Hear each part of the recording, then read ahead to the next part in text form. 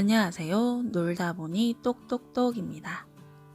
지난 시간에는 그림의 시선을 빼앗기는 아이들을 위한 한글 놀이를 다뤄봤는데요. 오늘은 아이의 관심사에 접목시킬 수 있는 한글 놀이 몇 가지를 소개할까 합니다. 그럼 바로 영상 시작합니다. 아이마다 좋아하는 관심사는 모두 다른데요. 공룡, 자동차, 동물, 곤충, 꽃, 물고기, 국기, 숫자, 문자, 우주, 신체 등 무궁무진합니다. 이런 아이의 관심사를 한글 떼기에 활용하면 장점이 무척 많은데요. 한글 놀이를 별로 좋아하지 않는 아이에게 자신이 평소 좋아하던 분야의 단어들을 노출함으로써 돌파구를 마련할 수 있습니다. 또한 어떤 단어를 노출해 줘야 할지 막막할 때 관심사와 관련된 단어만 알려주어도 수많은 단어들을 노출해 줄 수 있는데요.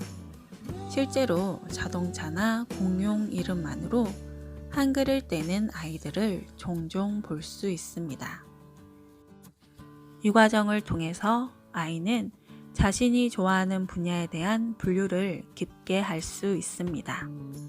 또한 이것은 아이의 두뇌가 스스로 어떤 물체를 조직화, 분류화할 수 있게끔 도와주는 역할을 합니다. 사실 아이의 지식은 분류의 깊이와 넓이에 달려있다고 해도 과언이 아닌데요.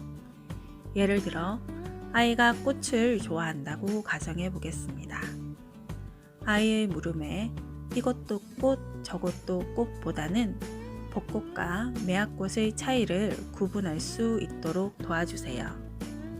아이는 두 꽃 사이의 공통점과 차이점을 비교함으로써 관찰력과 사고력을 키울 수 있습니다. 제가 추천하는 지식의 깊이를 더해줄 첫 번째 놀이는 바로 도감 만들기입니다. 방법은 간단합니다. 아이가 좋아하는 분야의 도감을 함께 만들어 보는 것입니다. 자동차, 공룡같이 흔히 백가로 구할 수 있는 관심사 이외에 인물, 우주, 음식, 역사, 공주, 음악, 스포츠 등 어떤 분야도 상관없습니다.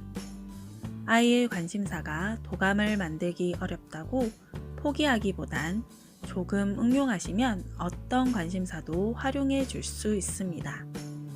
예를 들어 음악에 관심이 많은 아이라면 좋아하는 동요 가사를 적어 아이만의 동요집을 만들어 보는 것입니다. 청각형 아이의 경우 해당 방법으로 한글을 떼는 경우가 무척 많은 편이니 꼭 활용해 보시길 바랍니다. 매일같이 공주놀이만 하는 아이라면 세계 각국의 공주를 모아 도감을 만들어 보시면 됩니다.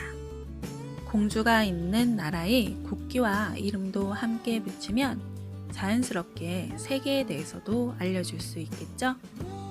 도감을 만들면서 자연스럽게 분류도 깊어지고 한글도 노출해 줄 수 있습니다. 게다가 도감은 평소에 쓰지 않는 응가들이 많이 포함되어 있기 때문에 다양한 응가를 노출해 줄 수 있다는 장점도 있습니다. 또한 아이 자신이 좋아하는 분야이므로 놀이를 거부할 확률도 줄어드는데요. 함께 가위질하고 풀칠하는 과정에서 아이의 소근육 또한 발달시킬 수 있습니다. 저희 아이들의 경우 첫째는 식물 도감을 만들었고 둘째는 과자 도감을 만들었는데요. 두 아이 모두 직접 보았거나 먹어본 것들로 도감을 만들었습니다. 첫째 아이는 식물을 무척 좋아했는데요. 아이와 산책하다 만난 꽃 중 처음 보는 꽃이 있으면 사진을 찍어와 인터넷이나 책에서 찾아 사진을 붙이고 밑에 이름을 적었습니다. 요즘은 사진만 찍으면 꽃의 이름을 알려주는 어플도 있다고 하더라고요. 혹시 식물을 좋아하는 아이를 둔 엄마라면 이 어플을 한번 활용해 보시길 바랍니다. 둘째는 달콤한 것을 좋아해서 먹었던 과자 봉지를 잘라서 붙여주었습니다. 도감을 직접 만들기 어렵다면 시중에 파는 도감을 사주는 것도 좋습니다.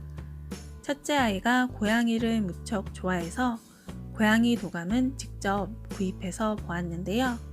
아주 작은 글씨로 된 책이었음에도 만 2돌 된 아이가 아주 재미있게 읽었습니다. 이처럼 아이들이 좋아하는 분야에선 나이를 앞서가기도 하기 때문에 너무 발달 단계에 얽매이지 마시고 아이의 관심사가 깊어질 수 있도록 도와주세요.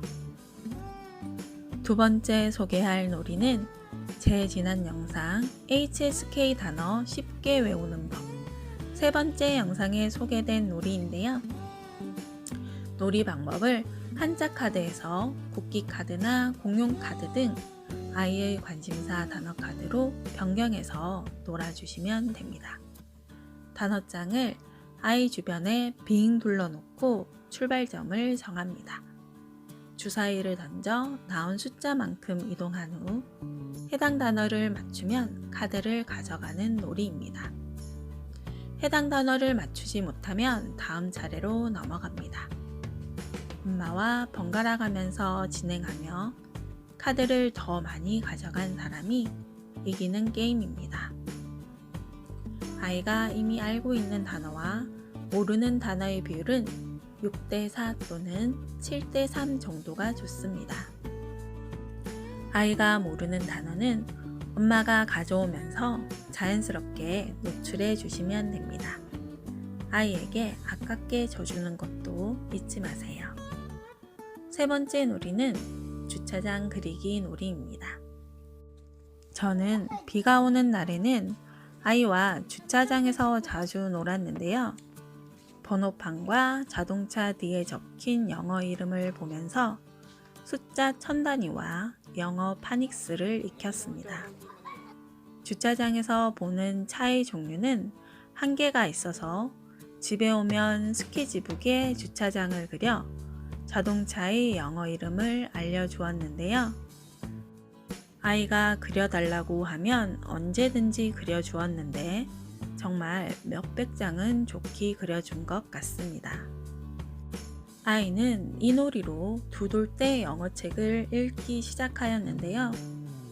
이 놀이를 영어 대신 한글로 적어준다면 훌륭한 한글 놀이가 될 수 있습니다. 또는 주차장을 그려놓고 자동차 이름이 적힌 한글 카드를 주차하는 놀이를 하면서 노는 것도 좋은 방법입니다.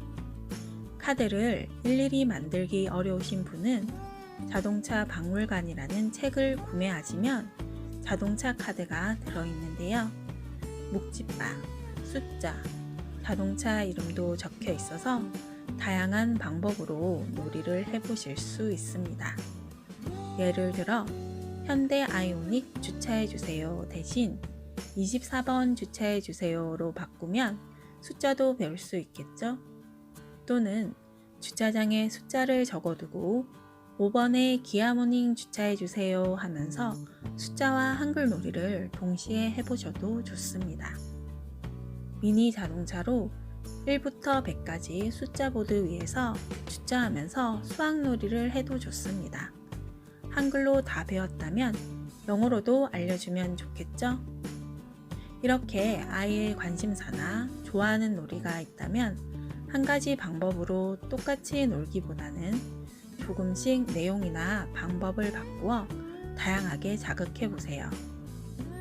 단 하나의 관심사 또는 단 하나의 놀이가 아이의 지식 수준을 깊고 넓게 만들어줄 정답이 될 수도 있습니다.